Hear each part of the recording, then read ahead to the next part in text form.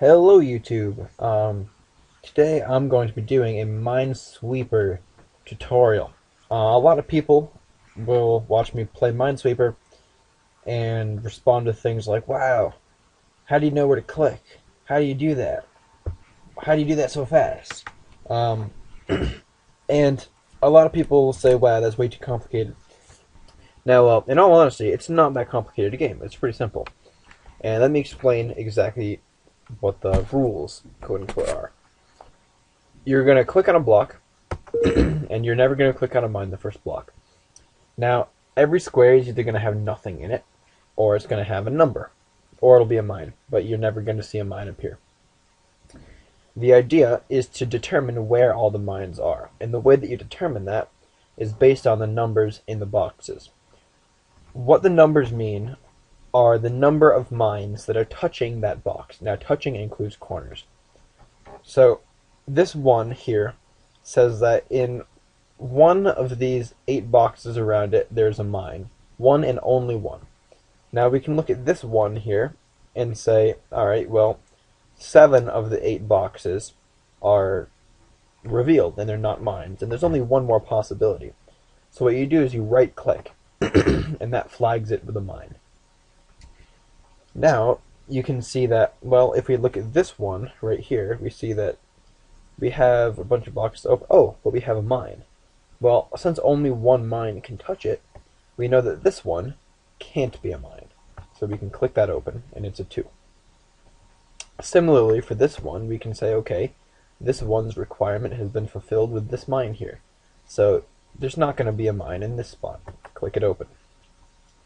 Now we have a similar circumstance where this one is totally filled up except for this last space. So we know that that must be the mine. Now for this one, we can say, alright, this one has its requirement. We can uncheck these 3. This one here, we can uncheck all of them around it. And occasionally, you'll click something and it'll pop open like that. The reason it does that is because you've clicked a box that has 0 mines touching it. And if a box has 0 mines touching it, you can automatically open up everything around that. So it does that for you, so you don't have to go click. Now, a couple of handy tips. This one here, you can see pretty easily that a mine has to go here. Instead of clicking each box, if you click with both mouse buttons at the same time on a box that's fulfilled, such as this one here, it automatically opens up all of the safe ones around it. Now, don't think that that's too much of a failsafe method, because if looking at this one for instance, we know a mine has to go here. Now, looking at this one, if I instead place the mine here, and I double click on, or I both button click on this one, it's going to open up everything that I haven't flagged. Now, it's going to open this one up, and there is a mine in that box. So it doesn't check if you're right.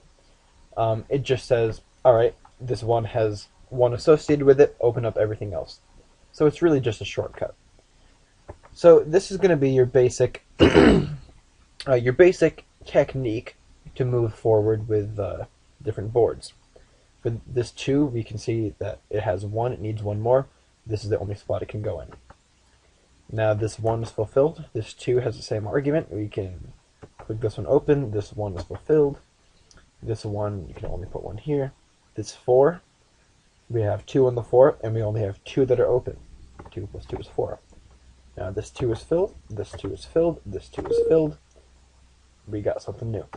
Now, there are certain spots or certain things that you should be looking for. As you probably picked up already, a 1 in a corner, such as these over here, is a very easy way to tell that there's a mine here. Other things to look for are other corners. Corners always help you, because in this instance we have a 2 in the corner, and what a corner means essentially is that there's only 1 more box that hasn't been opened around another box. And based on what those other boxes opened up are, you can always tell, is that a mine or is it not a mine. For instance, this 2, it's fulfilled with one mine. We know this has to be a mine. If there were 2 mines over here, we would know that this isn't a mine. Now, we can continue forward in pretty much the same fashion and just click things until this kind of logic doesn't get you any further. And generally, you make it usually around this size before you have obvious choices.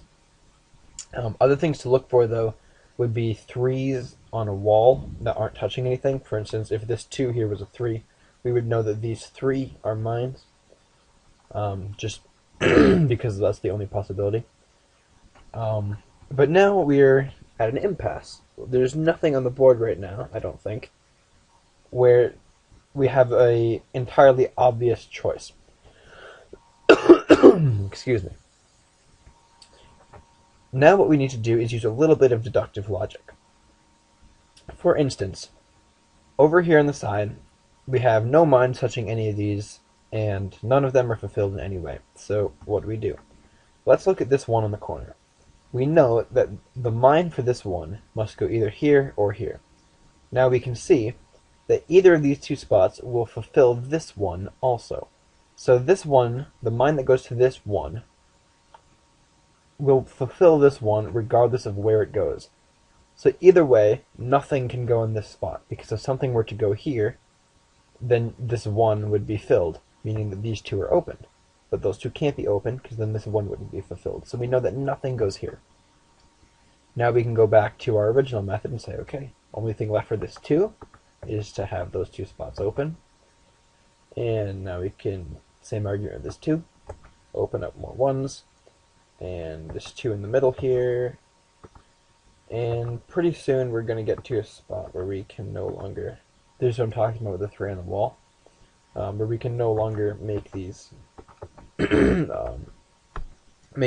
of moves. And actually this is sort of carrying on a little bit, and it's good when things carry on, because it's an easier board for you. Now, conversely, we can look at this. This is sort of the opposite situation of before. Looking at this 2 here, we can say that, okay, one mine is going to go here or it's going to go here. Either way, it's going to fulfill one spot for this 2.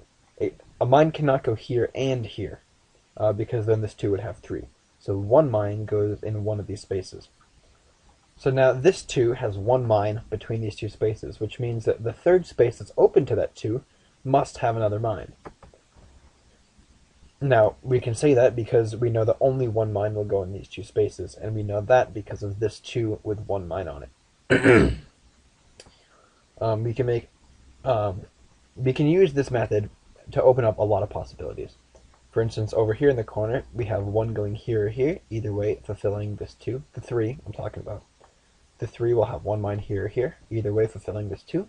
This 2 already has a mine on it, so nothing will go here. And we can continue this, and there's multiple spots we can do this. For this 2, 1 will go here or here, either way fulfilling this 2. 2 already has a mine on it. This 2 will be finished. Nothing goes here. Now, we haven't been extraordinarily lucky, but these 2 things do tell us stuff, even if it doesn't look like it. We're going to use a very similar thought process for this 2 and this 1, and saying, alright, for this 2 already has a mine on it. So one mine is going to go here, here, or here. Any of these 3 spots opened for this 2. Now, any of these 3 spots also fulfill this 1. So no matter where this 2, the mine for this 2 goes, it will fill this 1 up, which means nothing will go where this 2 can't reach, which is all of out here. And we can make the same argument for this 2, it's just the reverse situation. So these 3 are open. So, using this kind of logic, you can work your way through the majority of most games. Now, a lot of times this strategy needs a little bit of modification for different situations. Like you see in the case over here, we actually had 3 spots that it could have been, but the same argument held, the same thought process. Same situation here again for this 3. One's going to go here or here. That'll fill this 2 up. Nothing goes here. Then this 2 is in a corner. We can bring it out, and we can start filling our board up. Now, there is another situation which is not exactly the same, which I think I'm going. Oh my goodness, which I think I'm going to go over. I think I saw an instance for this over here. Yes, I did. Alright, if we look at this 3 and this 2, we can see, alright, this 3 needs 2 more mines, and there's only 3 spaces they can go in. Now, this tells us a couple things. We also have this 2 here. Now, this 2 only needs 1 more mine. Now, let's think about this for a minute. If this 3 needs 2 mines, and they can only go here, here, and here, then the possibilities that we have here and here, here and here, or here and here. Now, actually, we don't have all those possibilities. And I'll get to that in a second. But I want you to see that regardless of which of those 3 combinations you choose, this 2 will have a mine touching it. Regardless of where the 2 mines actually go, regardless of where the empty space is, this 2 will have a mine touching it, which means that everything that's not accessible to this 3 must be open for this 2, so these 2 spots. Now what this also tells us, and you can use the argument we used before here, but what this also tells us is that with 2 going in any of these spots, 2 cannot go here and here. This is actually not a possibility, because then we have 3 on this 2. So we know that a mine goes here. So that is something else that you will that will probably come up, and you are going to need to know how to deal with that, because sometimes those situations do happen. Now we're at the point over in this corner again, where we are just looking at stuff and filling stuff in as we go. Now we've gotten to a point in this corner where there's nothing we can really deduce from this. We can say that for this 2, one's going to go here, here, and here. Either way that fulfills the 1, but that doesn't matter, because there's nothing that this 1 can reach that the 2 cannot reach. For this 3, we have 1 going here or here. We don't have anything to base whether or not it goes here or here on. For this 3, we have absolutely nothing other than that we have 1 going in these 3 spots. What I'm actually going to do is ignore this corner for now and come back to it. Instead, let's move over to this side where we have more stuff open. Alright, now this is a good opportunity for me to introduce how to guess. Because there's not too much over here that's immediately obvious that gives us anything that we can work out for 100% sure. Now, many times it will come down to a guess, but your best bet is not to just click randomly. We still have 36 mines left, and odds are, if you just click something, there's a decent chance that you're going to just click a mine. Here's where we actually will do a little bit of math, and it's not too much math, so don't worry. So where we should look now is out here at this 3 and this 2. We know that each of them needs 2 more mines in order to fulfill their requirement. And we should also see that they're going to overlap. Now, this 2 can have a mine go here, here, here, here, or here, here. This 3 can have mines going here, here, here, here, or here and here. So there's a greater chance that these 2 middle spots will have mines on them than these end spots. Now, the other things that we're looking at are this 4 here, and we're realizing that 2 mines are going to go within these 4 spaces. So that leaves us with a 50-50 shot. We can be looking at this 3 here and realizing that regardless of where these go, this 3 will have at least 1, which means that there's a decent chance that 1 at least, or that 1 at least goes here, here, or here. So I think our best bet is to guess this, and we are correct. Now we can say for sure where these two, where the two for this 3 go, and that's here and here, and that opens up to 2. And this doesn't get us extraordinarily far, but it gets us a little bit farther. Had this been a 1, had this been a 1, had this been a 2, we could have made several more deductions, and we would have been significantly farther. But let's look at what we do have. Down here we have this 3. We know that 2 are going to go here, here, here, and these 3. That fulfills the 2 either way, so these 3 are open. And again, we can just, using the reverse logic here, we can say that 1's going to go here, here. Mine's going to go here, because this 3 will have another spot that it needs. So now we are beginning to get somewhere. Now let's look again at a little bit of guessing, and let's look at playing the odds. For this 2, we're going to have one more mine. We already have one, and it's going to go in one of these 4 spots. Now 3 out of 4 of those spots will fulfill this 1. So that's a 75% chance that all 3 of these are open.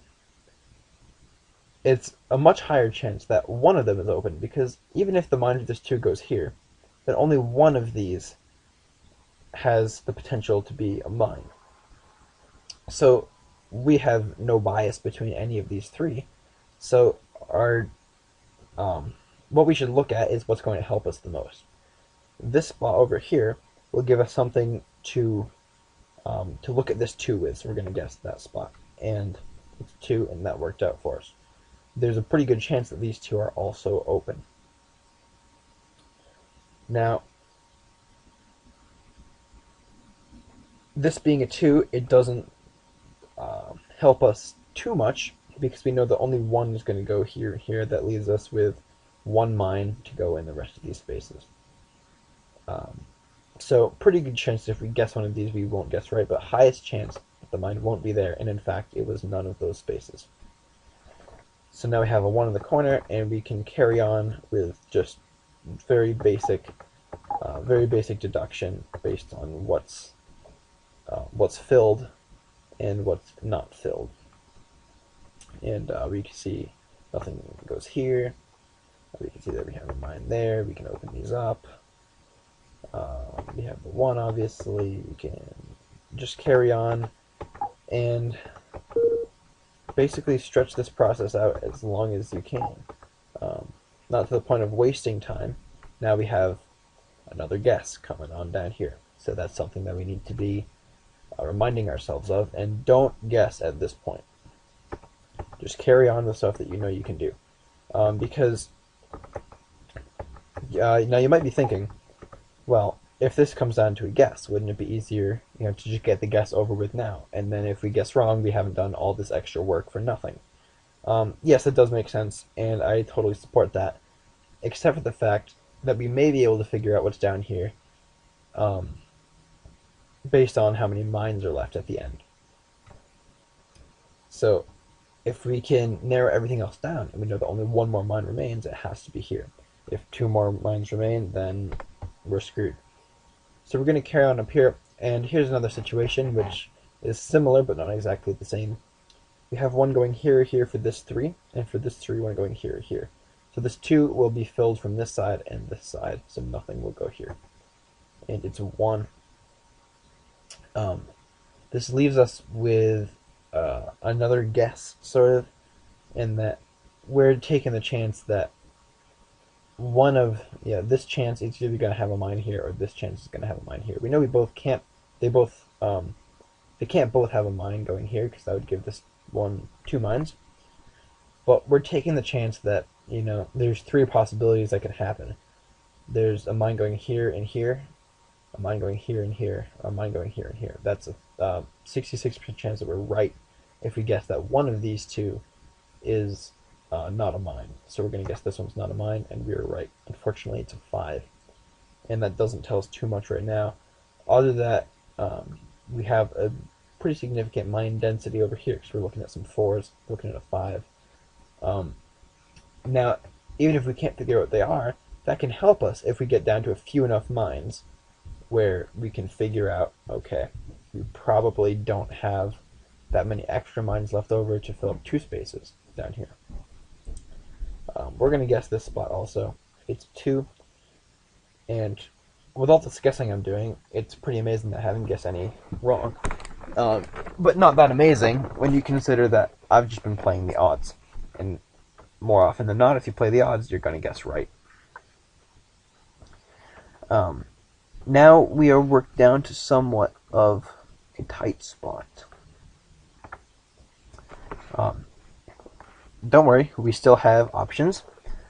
And mainly we need to look at this 2 here and say that between these 3 spaces, we're going to have 2 mines. Now, this being a 5 is good in the sense that if we can narrow something down like that we can narrow down a lot of other things too. For instance, if this has 5 mines on it, and only 2 go here, well, that leaves us with 3 more. These are the only 3 other spaces, so we know that all of these must be mines. Now we can fill that 3. We know that our corner's open there. We don't know between these 2 spaces yet, but we are a step closer. So now the best guess that we have, we've been doing a lot of guessing. Generally, there's not this much guessing involved. But the best guess that we have now is one of these 3 spaces, because this is a 50-50 here. This and this is a 50-50. This is a 50-50. But this here, we have a single mine going in these 3 spots. 66% chance that we're going to be right in whatever our guess is. So if this is open, that gives us the most information because we know where mines go over here now. So we're going to click it. And just like that, it was a mine. So just goes to show you that the odds aren't always with you. Sometimes that mine is where it's least likely to be, and you don't always get lucky, and luck's not always on your side. So don't worry about it. It's just one game. You just restart and work your way back up. And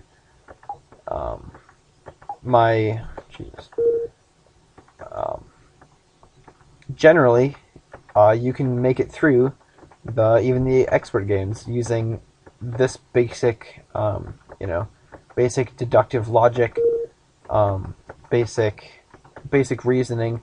If you're ever not sure, just reason it out and say, okay, how many mines can go here? How many mines can go here? Well, 1 mine can go here. 1 mine can go here.